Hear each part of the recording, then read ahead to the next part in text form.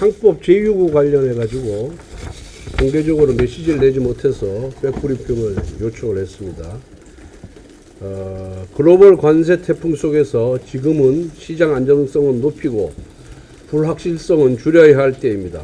하지만 민주당은 지난 13일 여야 합의 없이 상법 개정안을 강행 철회하며 경제 혼란을 키웠습니다.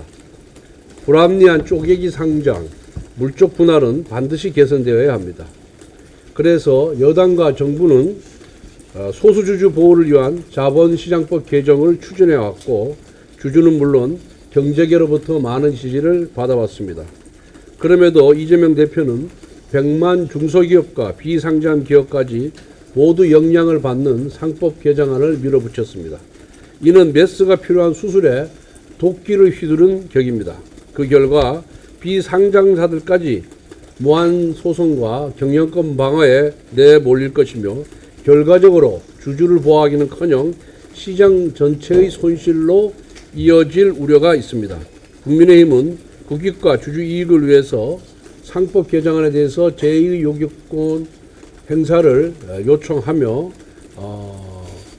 만약 그 요청을 정부에서 제2의 요구권을 행사해서 부결될 경우에는 자본시장법 개정을 통해서 소수 주주들을 더욱더 두텁게 보호하도록 하겠습니다. 이재명 대표 역시 혼란 가중을 멈추고 합리적 대안 처리에 협력할 것을 강력히 촉구합니다. 질문 받겠습니다. 죄송합니다. 오늘 일부 언론에서 야당이 한덕수총리 2차 탄핵 발의할 경우에 여당은 문영배 임선재판과 후임자 지명할 거라는 보도가 나왔는데요. 이거에 대해서 입장 좀 있으시면 궁금합니다. 일부 언론이라면 어떤 언론을 얘기하는 거예요? 문화일보에.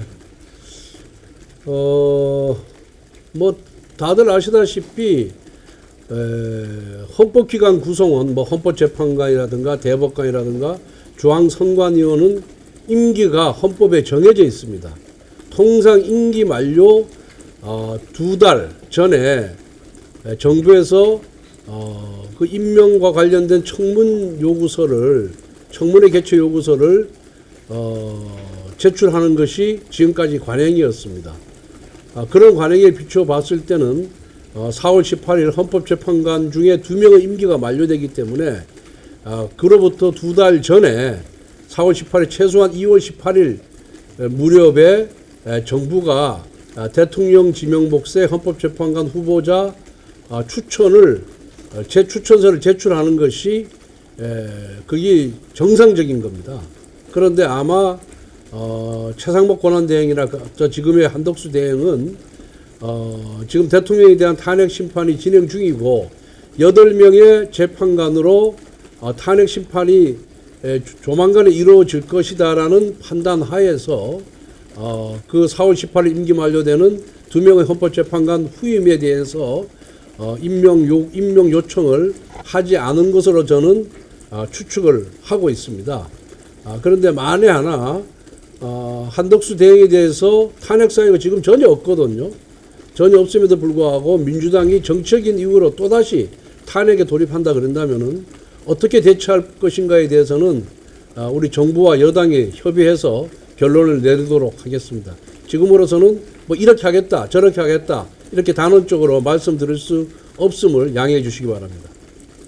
우선 저희들이 바라볼 때는 8명의 헌법재판관으로 구성돼서 이미 변론 종결을 마치고 한 달 가까이 지낸 지금의 현재 재판관 8명으로 대통령에 대한 탄핵 심판 선고가 우선이고 먼저라는 말씀을 드립니다. 그럼 야권에서 권한대행이 현재부터 지명하지 못하게 하는 그런 추진을 하는데 이거는 그거는 그야말로 대통령의 헌법기관 구성권을 침해하는 거죠. 명백한 위헌적인 법률입니다. 그거는 민주당이 자신들이 원하는 대로 헌법기관을 구성하려고 하는 책동이고 이거는 헌법 유린이라고 생각합니다. 한덕수 대행이 후임 재판관을 임명할 수 있다고 보시는지 지금 8명 중에 4월 18일 2명이 임기 만료로 퇴임하게 되면은 6명밖에 남지 않습니다. 그리고 과거에는 뭐 대행이 그 임명할 수 있느냐 없느냐의 그런 논란이 있었는데 이미 최상목 대행이 국회에서 추천한 3명 중에 2명을 헌법재판관으로 임명을 했습니다. 그래서 이 문제는 이미 일단락이 됐기 때문에 과거 우리들의 그런 거 비춰봤을 때는 6명으로는 헌법재판소를 운영할 수가 없거든요. 그렇기 때문에 대행이 2명을 임명할 수 있다라고 해석하는 것이 헌법재판소 운영을 위해서 필요한 것이다 이렇게 보고 있습니다. 지금 국민의힘 입장은 마흔여 재판관 임명은 안 된다고 하시는데 이제 한국은 수임 재판관 임명하는 거는 된다고 하시는 거예요.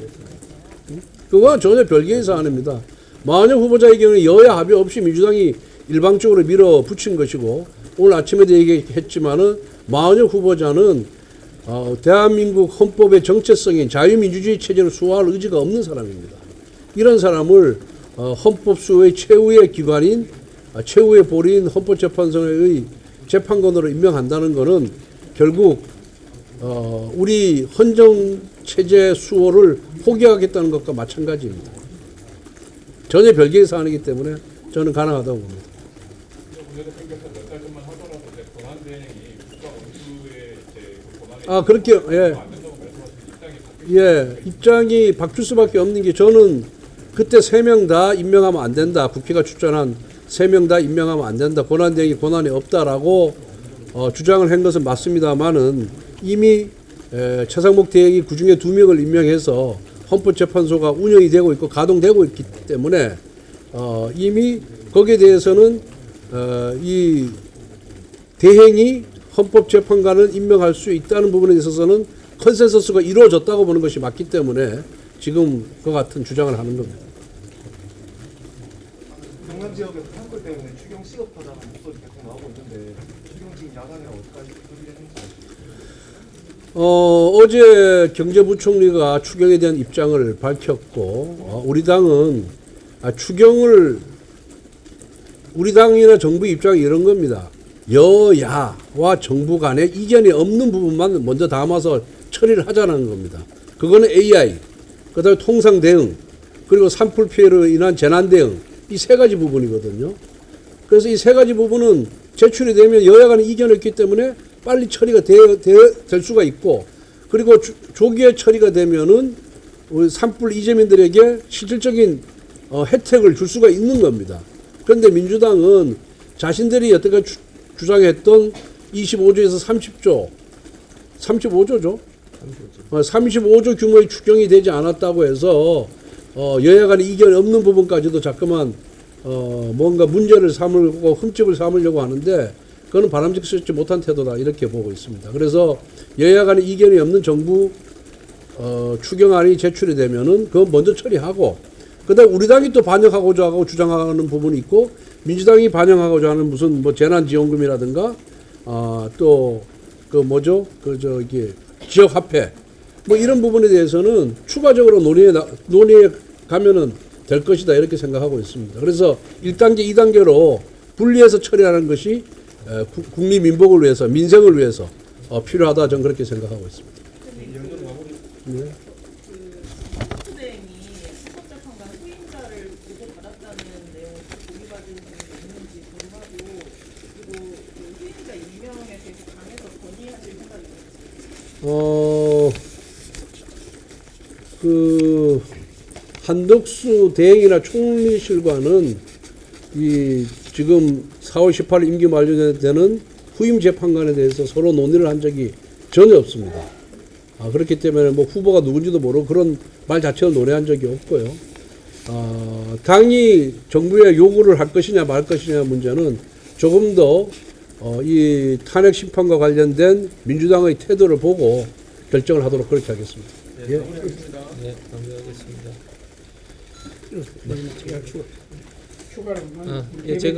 제가 그 헌법재판관 임명에 대해서 생각들이 다양하실 수 있어서 추가로 말씀을 드리겠습니다.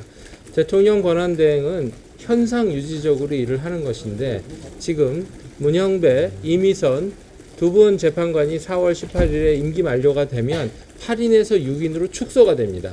그러면 현상 유지라는 관점에서는 이 2명을 보충하는 것이 현상 유지일 수도 있습니다. 그래서 권한대행이 임명권을 행사할 수 있느냐 없느냐의 문제보다도 이 현상 유지적으로 이것을 어떻게 볼 것이냐. 그래서 아까 대표님 주신 말씀 현상 유지 이런 다양한 헌법적 토론이 필요합니다. 예, 그렇게 봐주시면 되고요. 그리고 문영배, 이미선 그 두 분은 대통령 추천 몫입니다.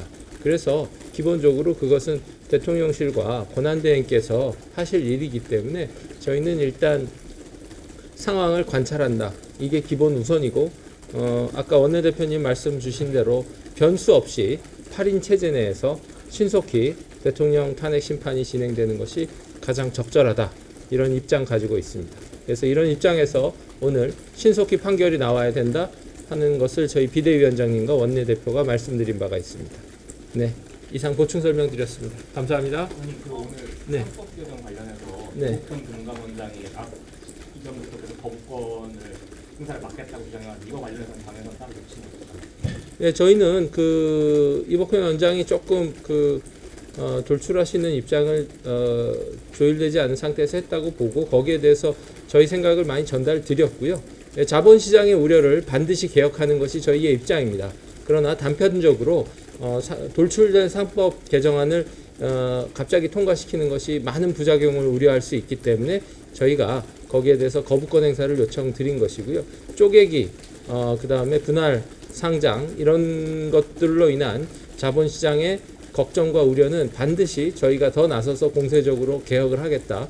그리고 그 첫 출발이 저희가 대안으로 낸 자본시장법이다. 이렇게 말씀드리겠습니다. 감사합니다.